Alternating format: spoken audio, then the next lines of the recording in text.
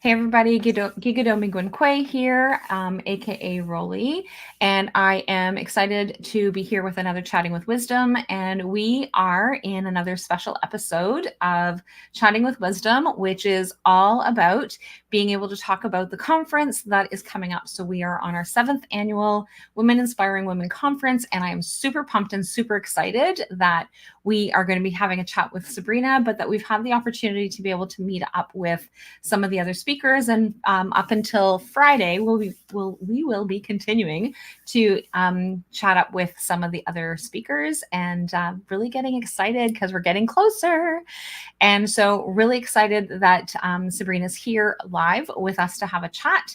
And then we will be able to jump in. But if you have not yet signed up, right now is a really good deal on for the early bird. So VIPs are actually at the same price as it would be if it's a general admission. So you definitely want to jump in right now. The 24th, the prices go up to the regular prices, but we definitely want to thank anybody who wants to join us on the early bird to be able to jump in and get some of the extra bonuses that are going on with the early bird. So welcome, Sabrina. How are you? Hi, thank you so much. I'm doing great. Thank you so much for having me here. I'm looking forward to chatting with you. Awesome. So tell me a little bit about where are you and what do you do? So I live in Los Angeles, California, and I am an intuitive guide and a facilitator of inner peace. I have been leading self-realization programs for almost 2 decades. I specialize in helping people reconcile their past and heal their inner child so that they can rewrite their story and manifest a life that they love. Obviously, living in higher states of consciousness. Beautiful. I love that. And we so need that work with our inner child. And we often run into these challenges where we're like, oh my gosh, why am I so stuck in whatever it is that's going on? And when we can actually nurture, first of all, figure out where it's coming from, and then nurture that peace and that love, and it brings just so much more enlightenment into our lives, doesn't it?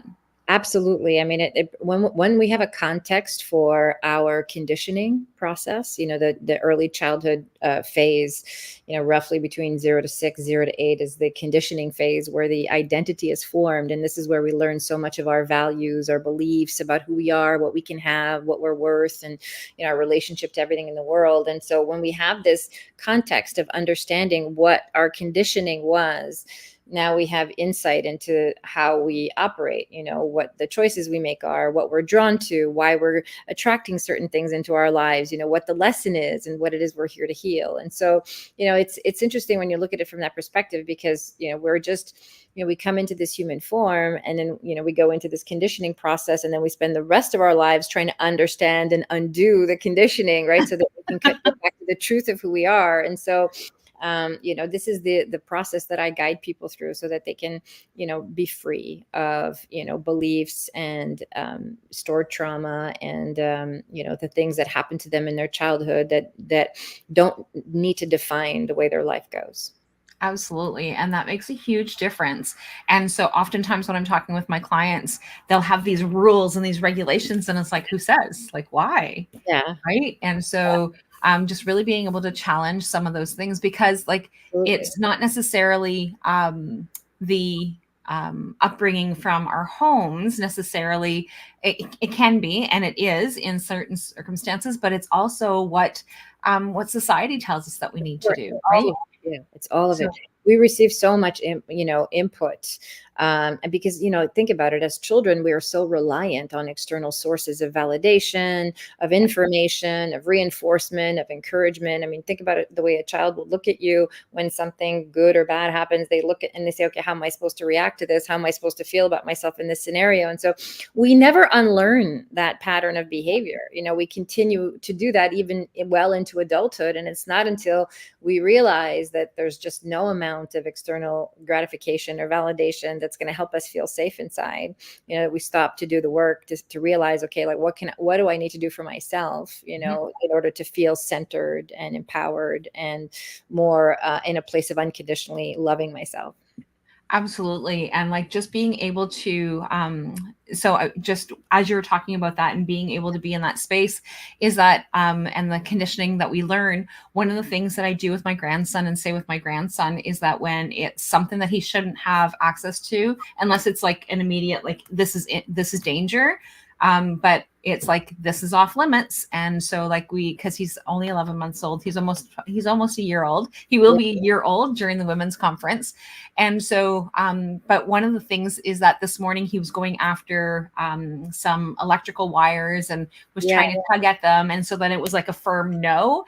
And Yeah. he just went into full meltdown because normally Nookum says it's off limits, right? So Right. all the rest of the things, just to be able to change some of the Yeah. language around it.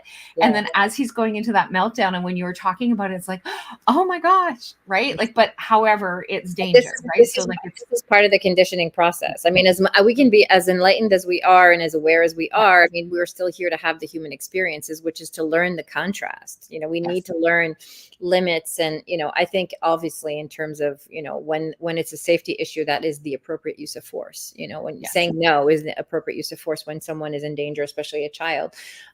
So we need to learn these limitations, you know, and however he's interpreting that, you know, is serving him, maybe not today, but it will serve him at some point in his life, you know, to have this limitation in place. Yes.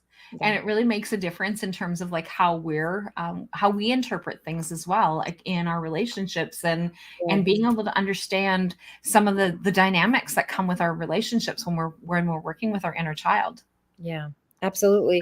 You know, I think a lot of it is really just intersubjective experience. You know, I mean, I can talk to two siblings from the same family that grew up in the same household and hear two completely different childhoods, you know, because it's all about how we are interpreting the you know, the energy of our environment. And even in the case with your grandson, you know, that no, I mean, it's not the intention behind a no is loving, right? And he can feel that too, right? He can feel the no, that it's for his own good. And he can also feel that you're just trying to protect him. He can feel that you love him. He can feel that you know what I mean? So there's a lot to be said about the energy of our environment and how things are being done, and you know, how things are being directed at us. That will determine how we interpret, you know, something that feels fearful versus something that feels loving, right? And so that interpretation really creates a sense of, you know, what feels safe, what doesn't feel safe. Am I a good person? Am I a bad person? This is how we learn to judge ourselves, right? And we really need to be able to change a lot of times how we do judge ourselves, right? So like that's probably a really good space in terms of underlying of conditioning of being able to feel nurtured in the things that we do for ourselves, right? Yeah. Yeah. And you listen, inner work is really about suspending judgment, you know, completely. And just being able to love and accept every part of ourselves with unconditional love, you know, and self-compassion and self-empathy, you know, keeping in mind that all human behavior is an attempt to meet a need. Right. So Yes. thinking about that, like even as adults, you know, we might do something that is not productive or something that you can judge as wrong or a mistake and so on. And, you know, yet when we look at it through the lens of self-compassion and, you know, self-healing, you can say, okay, well, what need was I trying to meet, you know, when I was attempting that? And that brings us back to childhood and say, okay, well, this is a need that I haven't met, right? Like over and over and over again. This is a pattern where this need is consistently not met. And I can see now that this choice I made is not actually helping me meet that need. So what constructive choices can I make that will help me meet my needs? And this is where, you know, self-awareness really helps us evolve, and we heal in this process of learning to identify what our needs are, you know. And that's so beautiful because that is really that's really key in terms of us being able to help us understand why. Mhm. And until we meet that need, we're going to continue to change continue to repeat the same patterns. Yeah. And so I often hear people say, oh well, every time I turn around, I'm in this new relationship and I've got like this other dud that I'm actually meeting up with. And it's like, okay, but why? Yeah. Right. So like, what's going on? What do you need to change within yourself to be Yeah. able to attract the right person in your life, right?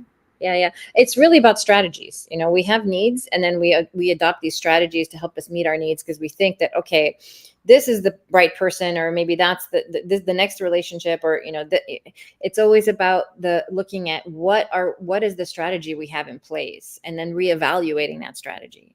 Yes. Is this actually helping me meet my need, or is it getting me further away from meeting my need? Is it just putting me in the same wound over and over again? So it's so important to have this level of self-awareness, especially if we want to move out of feeling stuck. If we want to transcend patterns, if we want to create more love, more health, more abundance, more success in our lives. We are really the creators of our reality. And it really does make a difference in terms of this weekend, right? So like I said earlier when we did the introduction, we're on our 7th annual. And Yeah. so every single weekend that we do this, that we have been doing this for the last 7 years, is that there is huge transformation that happens for everyone. I have yet to meet anybody who has come to the weekend and has participated in the weekend that has said, oh, I just wasted my entire weekend, right? Not once have I ever heard that. And when people come, they want to come back again. And so, which is amazing in terms of what it is that they get as part of this energy of being able to connect, and not just connecting with themselves, but connecting with others who have some of the same patterns or have some of the same things that are actually going on. And then the listening afterwards where, oh, I've met up with Sabrina virtually on a regular basis, or you know what, she and I've actually went and taken a trip together, and things like that. And I love hearing those stories where the connection was just so strong virtually that they then form another relationship where things become even that much more connected to what it is that they have going on. And I love that. It's beautiful. Well, that's also speaks a lot to you and the energy that you put into creating this event, and the love and care, and the space that you're holding. I always say birds of a feather flock together. So when people are drawn to an event or a workshop or a meeting or whatever, I mean, it's just because we're all moving with the same energy. There's a common thread that unites us, right? So I acknowledge you for putting together this event and bringing together like-minded souls. Beautiful. Thank you so much. Yeah. And like I say all the time, is like the number of speakers that come forward is just so incredible, and like the degree or the level. And every year it's like I'm always so mesmerized by women like you who come forward and say, hey, I want to participate in this weekend. And not that my first year speakers weren't incredible or fantastic, or even the ones last year. It's just that energy that is different, and that shift that's different. And then when the women all come together and you see that cohesion of everybody coming together and building those connections is so unbelievably remarkable. And I love it. And I love the fact that you actually point out that it's like-minded are going to be coming together. And it really makes a huge difference as to who's going to be coming and being part of this weekend. Yeah. Beautiful. Beautiful. I'm honored to be here. Beautiful. Thank you so much. And is there anything else that you wanted to share before we head out? Good English. This is Friday of a long weekend, and apparently I can't speak. It's all good.